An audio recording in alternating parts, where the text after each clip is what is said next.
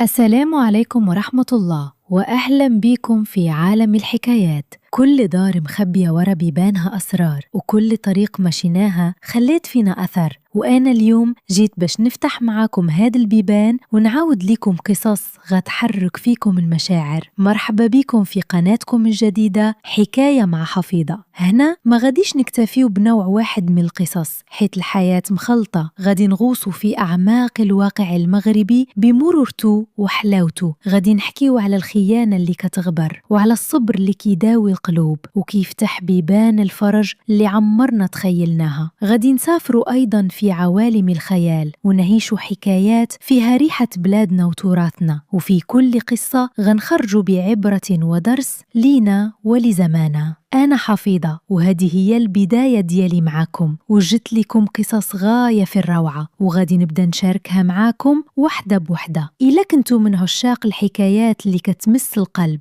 اللي كتخليكوا تفكر وتستافد، فأنتم في المكان الصحيح. اشتركوا دابا في القناة وفعلوا الجرس باش تكونوا أول من كيسمعوا الحكاية. الرحلة يالله بدات، ومعايا الحكاية ما زال طويلة. انتظروني في أول قصة وقريبا جدا.